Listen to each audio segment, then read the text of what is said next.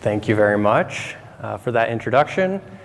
Really appreciate the opportunity to come and be a part of this really exciting Energy Solutions Forum. I think it's a really important topic, and very glad to see that there are resources being committed to having discussions on these important topics. And I think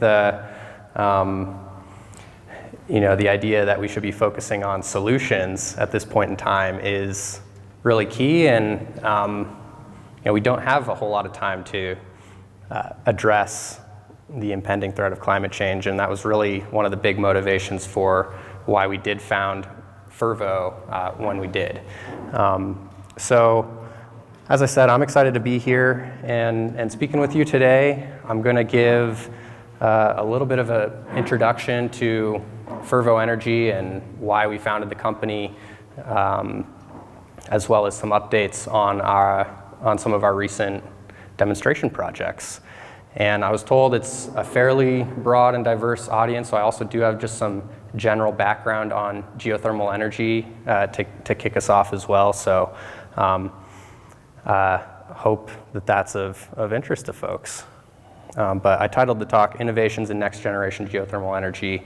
Fervo Energy is a geothermal development company, so we do everything from early stage exploration, resource characterization, leasing, designing and drilling out projects, and ultimately our business model is building these projects, utility scale power generation projects, and selling power to the grid and other customers. So we founded the company in 2017. Fervo's mission is to accelerate the clean energy transition by driving innovation in geoscience. We really founded the company around the idea that we can leverage new technology innovations from the oil and gas industry, in particular the unconventional oil and gas shale revolution, apply those technologies to geothermal in ways that hadn't been done before to make projects more cost effective, open up new geologies, and hopefully allow geothermal to scale to have the impact that the resource can deliver.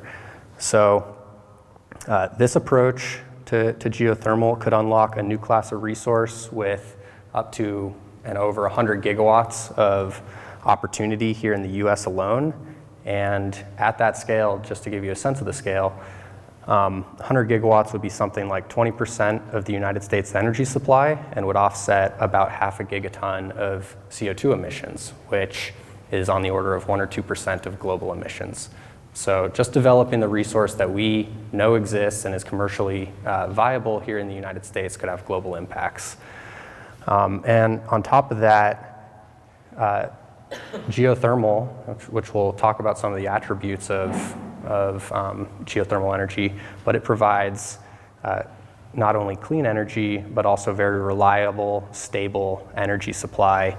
And the important thing about that as we think about reaching towards 100% fully decarbonized grid is that it can complement variable renewables like wind and solar.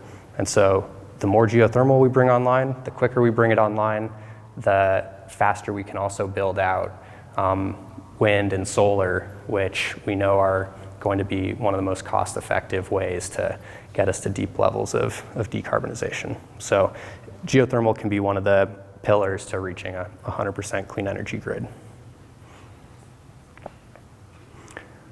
So I'll get into this in a lot more detail later in the talk, but just to give you a quick sense here, at Fervo we're working on, as I mentioned, applying unconventional oil and gas technologies to geothermal. And in particular, we're working on using horizontal drilling technology, multi-stage completions, and advanced data diagnostics like distributed fiber optic sensing to enable greatly enhanced characterization of the subsurface. There's a number of reasons why we're working on this approach. So horizontal drilling allows us to access the reservoir volumes more efficiently on a per well basis. So multi-stage completions allow us to distribute flow through that reservoir and extract the heat more efficiently. And as I mentioned, new technologies like distributed fiber optics are allowing us to understand what's happening downhole in a resolution that's never before been possible in subsurface industries. So this is just a schematic of what our geothermal well systems look like. We've got a series of horizontal injection and production well pairs where we're able, and they're connected in the subsurface through a series of distributed fractures. And we pump water down the injection wells, it flows through the rock, we recover the hot energy or the hot water, and pump it up the production wells where we can create electricity on the surface. So as I mentioned, I'll get into more of the technical details around this type of design later in the talk. But I wanted to mention that this is one of the most exciting times to be working on geothermal. There are market trends that have really pushed a new wave of geothermal at levels that are higher than it's been in the last 10 or 20 years. And there's a number of drivers for this. It's important to touch on those. So state and federal climate policy is evolving quickly. This is probably even outdated now, but there are 13 states with 100% clean energy targets and over 30 states that have some sort of renewable portfolio standard or some sort of clean energy target. Those are constantly evolving, typically going higher and higher. Even the federal government has recently announced that they have a 100% clean energy target at the federal level to power federal facilities. And then recently, this top bullet point on the left, in response to the rolling blackouts that occurred in California in 2020, which is the first time that happened in decades, the California Public Utilities Commission and other groups did a wide range of studies and found that if we want to hit our clean energy targets, but also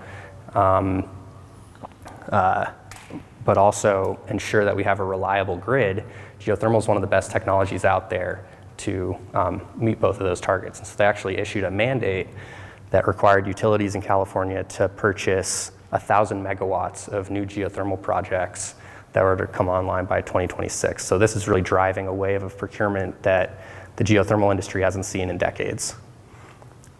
Beyond that, beyond policy, corporates are changing the way they're thinking about buying power.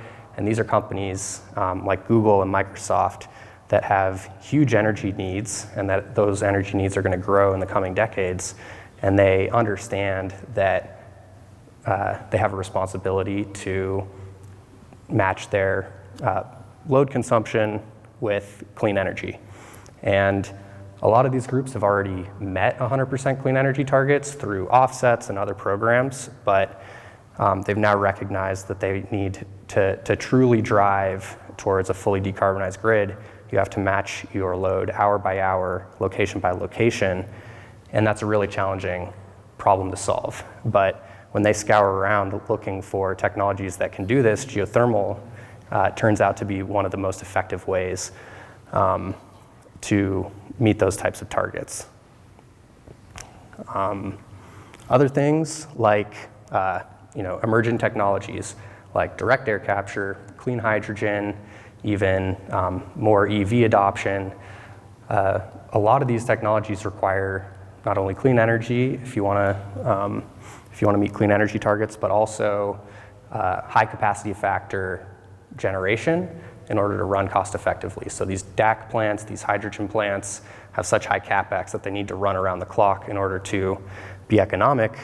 There aren't a whole lot of technologies out there that, other than geothermal, that can handle that. And finally, it's just worth pointing out that there are now tons and tons of studies that are coming out showing what's it really going to take, how much is it going to cost to build out a fully decarbonized grid. And what these studies are finding is that once you get past maybe 40, 50, 60% renewables, that every incremental amount of clean energy that you get gets more and more expensive, and it almost goes up exponentially. In other words, you can't just rely on building out a ton of lithium-ion battery storage to fill the gap that wind and solar and variable renewables have, it becomes cost prohibitive, and that gets passed on to normal people like you and me. But so there's been a recognition that you need clean, firm resources at the grid level to get us there, and geothermal, again, comes in quite cost competitive when you look at how much it will cost to do it other ways. So that's just a little bit about the motivations for founding Fervo and some of the market trends in geothermal. I did want to just provide a very high-level background on geothermal. I've kind of noticed in giving some of these public talks that when you say, I work in geothermal energy, a lot of people don't have a clear understanding of what that really means. There's a range of scales, different applications, so I just wanted to be very clear about what we're talking about today. So geothermal does span a number of scales. You can do it, some people refer to ground source heat pumps as geothermal energy, and this is very small scale, residential. This is the picture on the left where you're really using constant temperature in the shallow subsurface in HVAC settings like air conditioners and heat pumps to improve the efficiency of how those things operate. That's like really shallow. You're talking about getting a backhoe and digging 10 feet and laying some coils and hooking up your air conditioner to it. More intermediate scale, direct use applications of geothermal has been quite effective depending on the geology and the location of the use, but you can use it to heat greenhouses. This was an interesting site. It has a geothermal powered dairy unit, heated aquaculture, greenhouses, and a laundry system. Again, not very interesting applications, but not really the focus of Fervo and this presentation. We're talking about utility scale power generation, which requires drilling and tapping into geothermal resources that are significantly deeper, thousands of feet deep, and higher temperature. But even within utility scale power generation for geothermal, there's a range of different technologies that are suited primarily for different resource quality or resource temperatures. So historically, in the earliest days of geothermal, or when we found the highest quality resources, like not too far from here, the geysers geothermal resource is a good example of this. We actually produced geothermal steam and ran steam turbines directly with that steam. That's called a dry steam power plant. Works best for really high temperature resources. Slightly lower mid-temp resources use similar technology. They're still run directly with steam turbines. So you're running the geothermal fluid directly through the turbine. You just have a pre-step where you flash the geothermal fluid and create a steam and re-inject the condensed water and only send the steam through the turbine. But if you look at the most geothermal development, especially over the last 10, 20 years, the vast majority of it's been in these lower temperature resources, utilizing what's called binary cycle power plants or organic Rankine cycle plants. This is a really interesting technology because number one, I mentioned it works at lower temperature resources, so it can be applied to more places. And it's essentially on the surface a closed loop system where you produce geothermal fluid up the production wells, then you actually send it through a heat exchanger. So the geothermal fluid itself never goes through a turbine. It heats a secondary working fluid that spins the turbine. And everything you produce, you re-inject. And so it's a very balanced system in the subsurface. You don't have any fluid losses due to flashing, and it's completely zero emissions. So there's not even any associated emissions with releasing CO2 that's entrained in the geothermal fluid. So that's very much the type of technology that Fervo is using in our geothermal plant designs. This is a detailed figure that illustrates either dry steam or flash plants. We're producing geothermal fluid, sending it through a separator and a turbine. The point I wanted to make with this is that Ultimately, the geothermal steam that's produced in this type of a power plant is condensed through a cooling tower system, and there tends to be just a ton of evaporation. And so you actually lose quite a bit of the water that you produce from these types of systems, and you have to find a way to replenish that, or else you risk depleting the reservoir. So there's higher water consumption with these types of dry steam or flash plants, and you can release some emissions. In a binary cycle plant, like I mentioned, the geothermal fluid never sees the light of day, so everything we produce, we pump back down underground. There are zero emissions of any kind. This one shows a water-based cooling tower, which would require secondary water.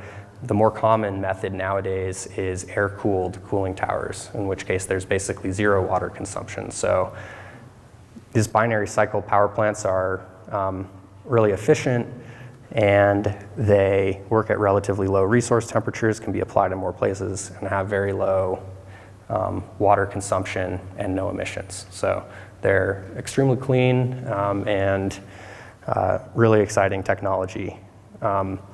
This is an actual picture of a binary cycle geothermal plant. It's the McInnes Hills plant operated by Ormat, just to give you a sense of what they actually look like. These are the generators and the heat exchanger systems, and then this is the air-cooled cooling tower array. So they have quite a small footprint. When you account for both the footprint of the plant and the well field, geothermal has one of the lowest land use impacts of any types of renewables, which is another advantage of this type of power source. Historically, geothermal's been constrained to hotspots around the world. Think, areas like Iceland, New Zealand, also here in the basin and range. But through new technology, this could open up a much wider resource base. If you do look at where the highest quality resource is in the US, I had to put this slide up there because Nevada comes out looking so good. So Nevada's a great spot for geothermal, but also Western US, throughout the Great Basin in general, and up into Idaho, Oregon, Eastern California, and also Southern California has really high quality resource.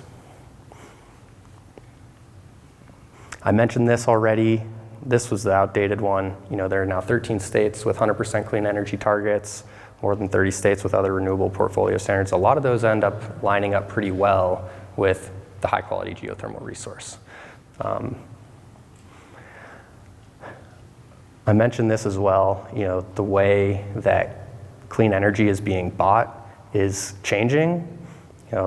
Originally the idea was let's go out and set a goal to be carbon neutral. A lot of companies achieve that already just by buying carbon offsets to neutralize their carbon emissions. The next was to actually buy renewable energy contracts that would, encourage new projects to get built, but they weren't necessarily located at the same spot. So, a company might have a data center in Nevada, but buy a wind contract in Ohio or a solar contract in Arizona. And that was great. It encouraged new renewables to come onto the grid. But if you looked at the actual electrons feeding the data center, they were still based on primarily fossil fuels. So now a number of groups, including Google, Walmart, Microsoft, the US government, have issued targets to get 100% of their power hour by hour through clean energy. And Google's done a lot of the thought leadership around this and done a really deep dive analysis across their portfolio. They started looking at their energy use with these cool figures. This is just an example of one of their data centers. I forget exactly where it is, but it had a 80 megawatt solar facility attached to it, powering it. And you can see that, during the middle of the day, this is the way you read these plots is it goes left to right across the course of a year, and then top to bottom, throughout the course of a day. And so you can see how much of their how clean their electricity consumption is at any point throughout the year. And when that solar array is on, they're doing a great job powering their facility with clean energy, but during the evening hours and nighttime hours, they're still getting a lot of their power from fossil fuel-based sources. And so really the opportunity here is that geothermal can fill those gaps in the evening and nighttime hours. And this is just a deeper dive look into that concept that as you really look into the costs of getting to 100% hour-by-hour matching, like these companies are now have targets for, it becomes increasingly and almost exponentially more costly once you get up past 80% or so. And so there has to be some other energy source that can fill that gap. And there's really only a few options. It's geothermal, nuclear, potentially hydro, and a few others, potentially long duration storage. I notice you have an exciting speaker next week talking about long duration storage. But geothermal can come in with technology that already exists today that we already understand the cost of and come in here and beat out these higher costs even at today's costs and, for geothermal deployment. So there's a big opportunity there.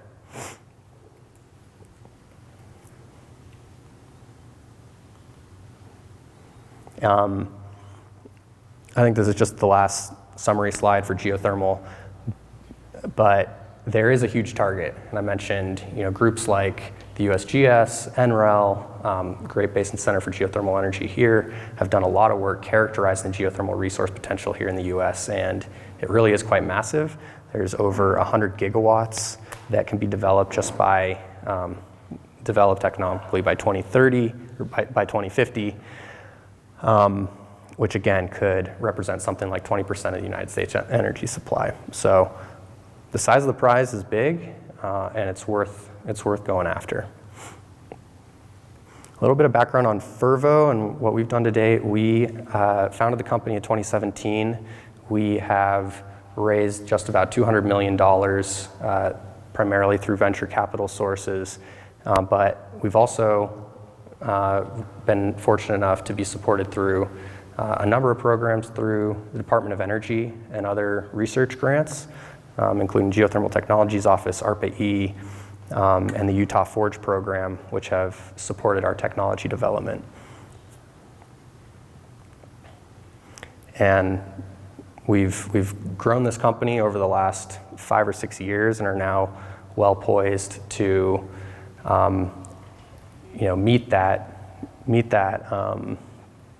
meet the opportunity for geothermal and meet this wave that's coming through right now.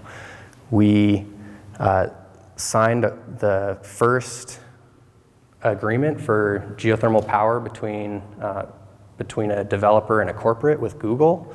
This was signed in 2021 to develop a 5 megawatt scale pilot project located here in northern Nevada to help power one of their data centers. And in the year after that, we've also been able to execute 3 additional power purchase agreements. These are long-term 15-year contracts, including one with East Bay Community Energy for 40 megawatts, which is a project site located here in Nevada, and then 2 other PPAs totaling 53 megawatts for projects that are located in southern Utah. So that was a bit of the background, high level on geothermal. I want to get into a little bit more detail now about some of the work that we're doing to develop and innovate in geothermal energy, develop new technology. And I'll talk a little bit about the motivation and then also talk a bit about some of the actual projects that we're working on.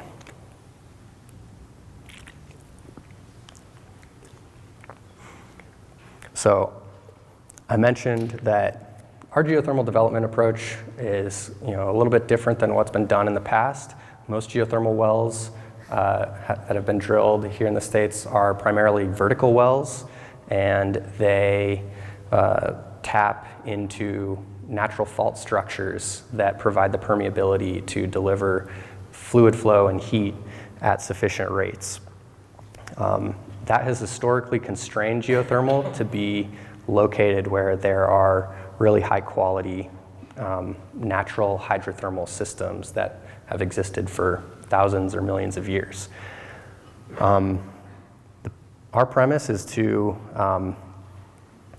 drill horizontal wells and space these wells out and tap into the appropriate resource volumes to develop projects that last, for the life of the power plant and are able to be able to cost effectively mine the heat in the subsurface in a very consistent way.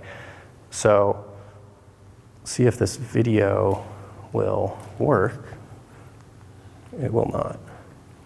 So, yeah, you never put a video in a talk like this. But in any case, we're making use of horizontal drilling, and we're using multi-stage zonal isolation technology to, oh, thank you, appreciate it. See if that worked. To stage by stage create fractures along these well bores and connect the well bores up in the subsurface with fractures. So as I mentioned before, the horizontal drilling horizontally allows us to access the reservoir volumes that are large enough to have sufficient energy in the system, and the multi-stage completions allow us to distribute that flow across the reservoir evenly and extract that heat in a more uniform manner. And you might ask the reason, well, why do you want to go through all this trouble? It sounds like a lot more of a challenge to drill horizontally and do this completion approach. Drilling these vertical wells is relatively cheap. It's been working for decades. Why do you go through all this trouble? And you have to take a little bit of a step back and think through what some of the challenges that the industry have faced to really see the answer to that question.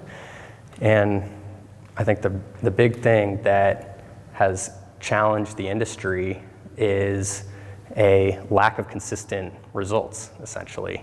If you are confined to these smaller scale hydrothermal systems and you're targeting natural faults for permeability, what ends up resulting is about 60% of the time on average, you're getting a good well, and 40% of the time you're getting a dry hole. That's the statistics globally for geothermal development, 40% dry hole rate. So that translates into a lot of perceived risk, especially from the project finance community. And perceived risk drives up interest rates and makes it harder to finance projects and bring lower cost of capital money into projects earlier. And it's really interesting. This table is a sensitivity analysis of, it's representative of project economics for a geothermal project and looking at different variables that go into it. It's looking at well performance, it's looking at your OpEx costs, looking at the cost to build the plant, the pricing of your power purchase agreement, how many wells you have to drill. If you do a sensitivity analysis on all of those, it turns out that the cost of capital is actually the most influential factor in driving project economics. If you can get just a small drop in the interest rate used to finance your project, you can actually drive huge changes in the value created in a given project. So, I'm a reservoir engineer, a very technical person. It's not the most exciting result to come to. Okay, interest rates, that's exciting. But then you take us another step back and you think about, okay, well, what's driving this higher cost of capital in geothermal? And it comes to consistency. And there are a lot of things that can be solved from a technical approach that can improve the consistency of geothermal results. So horizontal drilling, as I said, allows reservoir volumes to be accessed with known heat in place. The multi-stage stimulation delivers consistent flow rate per well, no more dry holes. You also think about using horizontal drilling technology allows us to drill multiple wells from a single pad. So every vertical section is basically drilled in the same location, dramatically reducing drilling risk in the vertical part of the well. And you're doing fewer rig moves because you're drilling 12 wells on a pad instead of 1 well per pad. All of those things translate into more consistent results. We have, in this type of a design, a lot of engineering controls that go into influencing reservoir performance. We can control lateral length, offset well spacing, the number of fracture zones that we create along the wells, which is a lot different than relying primarily on the geologic conditions of these faults in conventional systems. And so by optimizing these different controls that we have on lateral length and spacing and so forth, we can deliver more stable thermal decline profiles. And then, the scalability also helps. You can access a wider range of lithologies. You can, if you're developing 100 megawatt, 200 megawatt, 300 megawatt projects instead of a single 30 megawatt project, you're doing those larger projects in a single basin. That also allows you to hop onto a learning curve much more quickly and drive down costs, leading to following learning curve cost reductions that we've seen in oil and gas, particularly in unconventionals. So all of these allow us to deliver these projects more consistently, and overall that will allow us to reduce the perceived risk of geothermal projects. Fortunately, this approach to drilling horizontally has been around for a long time. There are analytical solutions to understanding flow and heat transfer in these types of horizontal well fractured reservoirs that have been around for decades. And the physics still works the same now as it did then. And we can leverage that and take advantage of that. They looked at horizontal well systems for geothermal and found decent results. But I looked back at this paper and they limited their analysis to a total of 10 fractures along the well. If you look at unconventional oil and gas, they're drilling wells that are 3 kilometers long, 5 kilometers long, and literally have 200, 300 fracture zones along the well. And so it's just in the 1970s, horizontal drilling wasn't around, but it's come a long way since then. And so we can, again, leverage those learnings and operational efficiencies to develop much more effective projects. I'll skip through some of the theory here, but just to point out that, again, these kind of mathematical techniques to understand the thermal performance of these systems have been around a while. They weren't always parameterized in the way that we think about horizontal well designs now, but they can all be translated into thinking about things like what are the total number of fractures in the system, what's the total fracture surface area in the system, what's the lateral length. These, again, are all things that we can control and can therefore better predict the long-term performance of these types of systems. The one thing I'll point out is that when you think about the thermal decline profile of geothermal projects, it turns out that the time to thermal breakthrough is somehow proportional to the total fracture surface area of the system squared. And so there's a big benefit for creating additional surface area. And again, the oil and gas industry has developed very efficient approaches for artificially creating surface area in these types of systems. So, apologize for boring some of you guys with the equations, but we'll get into some of what we're actually doing out in the field. So I'm just going to present a brief review here of near field horizontal doublet well system that we drilled here in northern Nevada. We identified a project site a couple hours east of here that was a great candidate for our first demonstration project. It's an existing geothermal field. There have been over 20 wells drilled at the site, so there's a lot of good drilling data. We can build a good geologic model at the site. It's been operating commercially for over a decade. And so we know a lot about it, have a lot of good data that help us design the project. We were targeting a relatively low permeability, unfaulted part of the reservoir that was in the southern part of their field that was flanked by several wells that had been drilled previously. So we had good well control in this part of the field. We designed the system to target reservoir temperatures of 350 to 375 degrees in the depth range of 7,500 to 8,000 feet deep. In 2020, we actually recompleted one of those southern wells. It was an existing well, and did a 4-stage stimulation treatment in this existing well. We recompleted it, installed fiber optic sensors along the wellbore to understand what was happening downhole, and did this multi-stage treatment, which was really the first time that anybody had ever done a multi-stage stimulation treatment in a geothermal setting before. So this is just a picture of what the site looked like at the time of the stimulation. So this was a highly effective test. It was not meant to be a commercial test, but it was all about collecting the right data and understanding the behavior so that we could then go forward and design a full-scale test at the same site. But just as an example, this is a treating plot that shows the rates and pressures that we were pumping at, very much standard oil and gas style rates and pressures. We pumped proppant during this treatment at standard loading concentrations,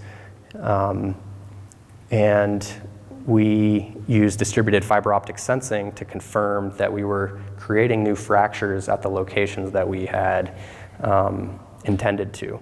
So this is a really interesting plot of distributed acoustic sensing data. I can get into more of this, but it's real-time data that can be collected along the length of the well by sending pulses of light up and down a fiber optic cable that's installed behind the casing of the well.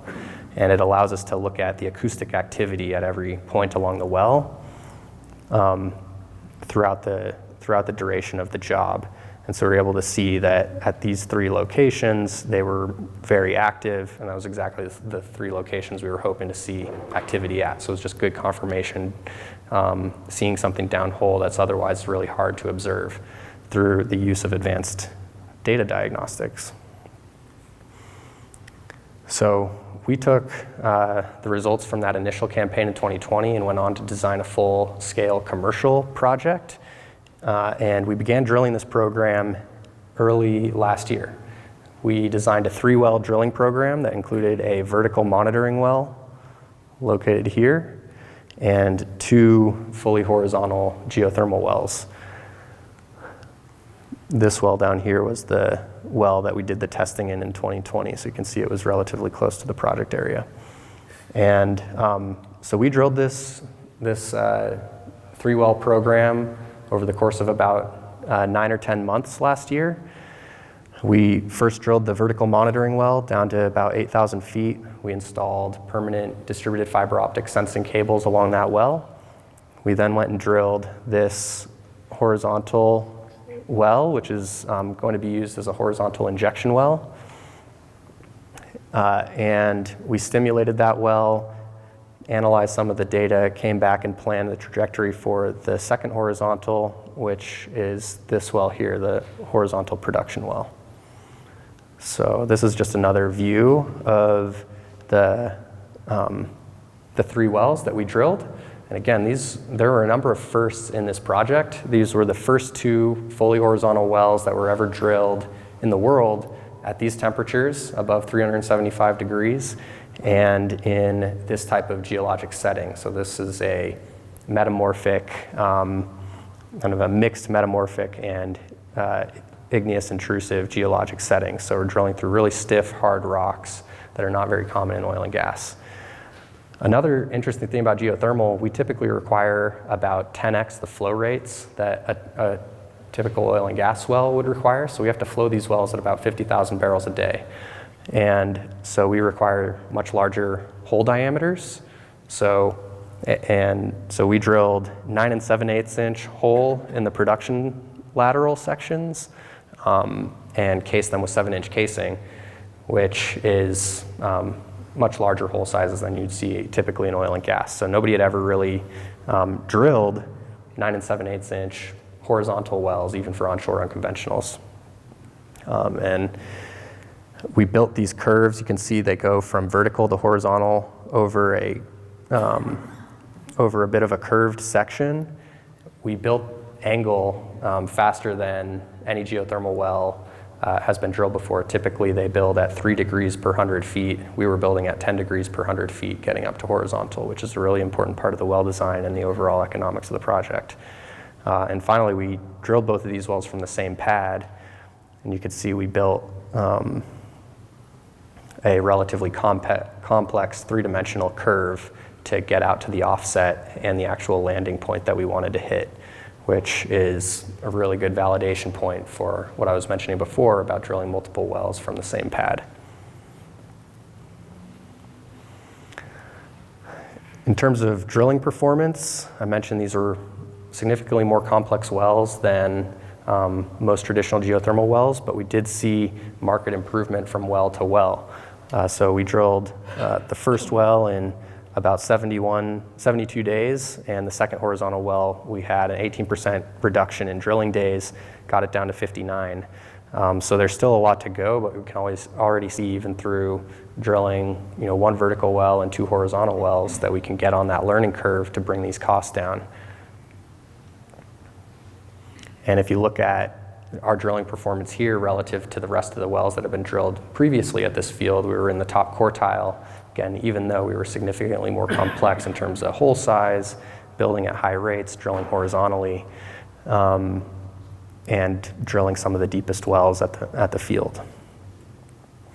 So that's, I think, representative of the rest of these wells were drilled between like 2009 and 2011. So representative, bringing more modern rig technology to the industry alone has big improvements in improving drilling performance. This is another movie that's not going to work. Oh, there we go. We completed these wells with the multi-stage stimulation approach, like is common in unconventional oil and gas. This just gives you an example of what the footprint of the site looked like. Down on the left is the pressure pumping fleet, and then we also had a drilling rig out on location at the time as well.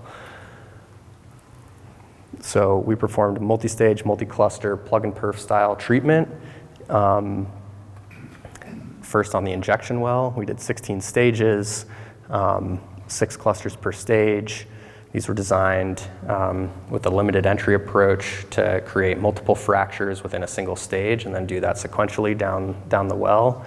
We pumped all those stages successfully, pumped about 11.5 million gallons of slick water, 7.5 million pounds of proppant, and had a really strong focus again on data acquisition in terms of looking at in-well fiber optics, like I showed before, microseismic monitoring, to understand stimulated reservoir volume.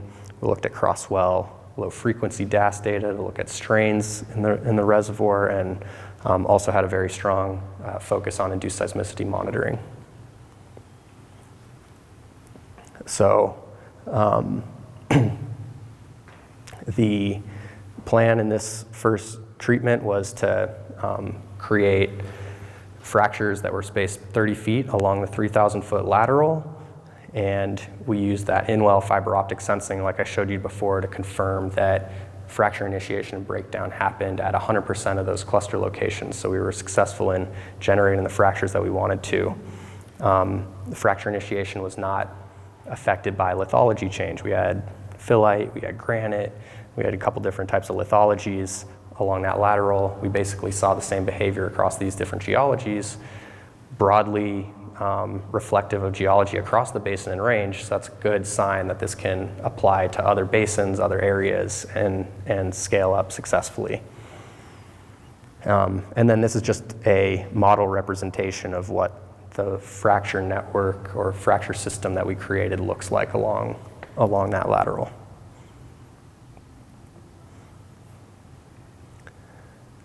So here is just an example of some of the advanced data diagnostics that we collected to really understand what was happening downhole and in the reservoir. For those of you who aren't super familiar with this industry, this is all happening 10,000 feet below the ground, so it's really hard to image and understand. You can't see things happen directly, so you have to use a lot of different data and inferences to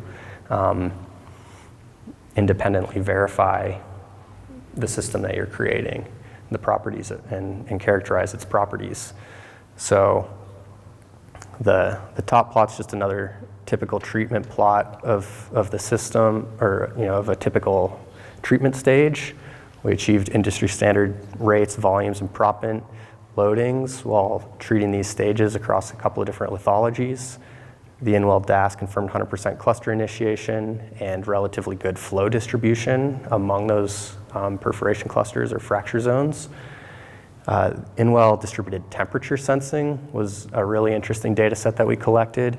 It showed good performance of the downhole tools that we were using for the zonal isolation plugs. So we were using industry standard, commercially available products that are made for oil and gas, but applying them to these higher temperature geothermal fields, but we're achieving good performance. And finally, this is a plot of low frequency distributed acoustic sensing data, which is basically measuring the strains in the rock that are caused as these fractures are propagating through the reservoir, and we're measuring it at an offset well location. We can use that to actually interpret the height and the length of the fractures that we're creating during this treatment. And we're able to show that they were relatively in line with our models and what we had forecasted and predicted, and would meet the standards for good reservoir performance. And here's just an example of microseismic events. So as these fractures are propagating, they're kind of popping off small acoustic emissions, little miniature seismic events. And we're able to detect those using the downhole fiber optics and map where these fractures are propagating, how long they are, how big they are. So again, an independent verification method to the one I showed before about the strain sensing. And they were showing that we were propagating these fractures thousands of feet away from the well that was being treated. And we actually used this data to design the well path for the second well. So I'll just kind of mention again that the stimulated reservoir volume was sufficient size to create good levels of power generation. And one of the final observations that we had that we got really excited, because one of the main differences between geothermal and unconventionals is that in an unconventional oil and gas well, you're basically just putting that well on drainage and producing it. In our systems, we have to flow between sets of injection and production wells, so we want to really make sure that the wells are connected in the subsurface. Well, we had our geologists actually look, while we were drilling this second well, look for the proppant grains that we had pumped in the other well. And actually, in over 15 different spots along that lateral, we were able to actually observe small amounts of proppant. That was really direct evidence that we had generated fractures out in the reservoir that far, and that we're connected between our injection and production well. So this is just a really exciting project, really a lot of first of its kind. 2 fully horizontal geothermal wells that the first 2 that have been drilled at those higher temperatures. We successfully stimulated the wells, created sufficient reservoir size to create economic levels of heat recovery, and really one of the most important outcomes is that there's really no technical barriers to drilling and completing these types of next generation geothermal wells using technology that already exists today from other industries. So we're nearing the completion of this pilot project. This is a picture I took from a couple of weeks ago of our initial flow test on this system. So actually, this was the first time Fervo had produced geothermal energy, and the steam that we're producing there was coming from this system that I was just describing. So we're going to do continued testing of the reservoir performance and ultimately hook this system into the power plant at that site to bring on the first new electrons from a next generation geothermal system of this type. So really excited to have the opportunity to tell you a little bit about what we're working on. Would love to have more discussions with y'all. I've had a great opportunity to get connected with a lot of the different groups here on campus today, and hope to keep that going. But thank you very much for your attention, and yeah, happy to chat or take some questions.